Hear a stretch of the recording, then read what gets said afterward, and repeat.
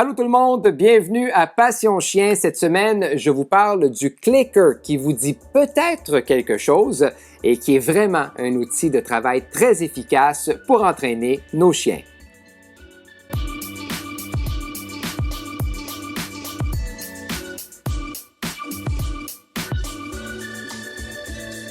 Bien, il est très difficile de faire une série sur l'éducation canine positive sans parler de l'entraînement au clicker ou clicker training qu'on utilise depuis déjà quelques décennies et qui a fait ses preuves auprès des chiens, mais aussi auprès de nombreux autres animaux. En fait, c'est avec les mammifères marins que les entraîneurs ont d'abord commencé et comme les résultats étaient vraiment très bons, bien, la méthode a ensuite été utilisée pour entraîner d'autres animaux comme les chiens, les chats, mais aussi tous ceux qu'on peut retrouver dans les zoos. Évidemment, pour faire de l'entraînement au clicker, ça nous prend l'outil de travail, ça nous prend le clicker, qui est ce petit boîtier à l'intérieur duquel on retrouve une languette métallique qui émet un clic lorsqu'on appuie dessus. Je souligne que pour les mammifères marins, on se servait et on se sert toujours d'ailleurs d'un sifflet, mais le principe est le même et ça permet d'avoir les mains de libre ou encore de tenir autre chose.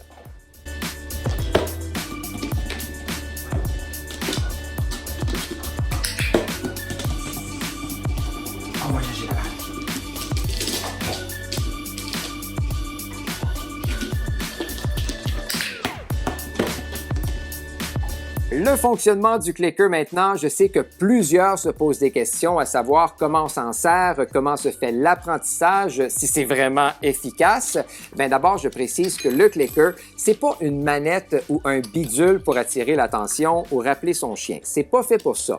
Le clicker, c'est comme je le disais, un boîtier qui produit un clic qui sert à marquer un bon comportement et qui est toujours suivi d'une récompense.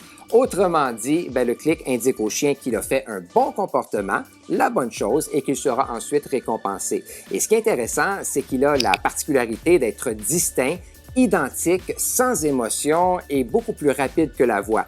En fait, lorsqu'on entraîne au clicker, la vitesse est super importante. On doit cliquer à la seconde où le comportement voulu se produit pour éviter toute confusion. Évidemment, avant de commencer, bien, la première étape est d'habituer son chien au clicker pour qu'il comprenne que lorsque je clique, il y a quelque chose de magnifique qui suit. C'est une étape primordiale avant de commencer l'entraînement au clicker training. Next. Yes. Next. Good boy. Et le dernier. Next. Yes, good boy. Le clicker est très efficace dans l'éducation du chien pour une foule de raisons, mais surtout parce qu'on n'utilise aucune force ou aucune contrainte.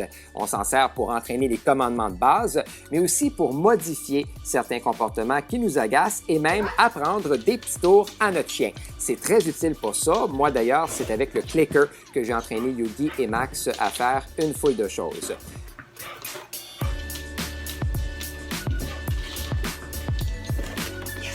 Comme la capsule de cette semaine est une introduction rapide au clicker, ben, je ne vais pas rentrer en détail sur tout ce qu'il faut savoir parce que ce serait vraiment trop long, mais je mentionne quand même qu'il y a 4 méthodes que l'on peut utiliser pour entraîner au clicker.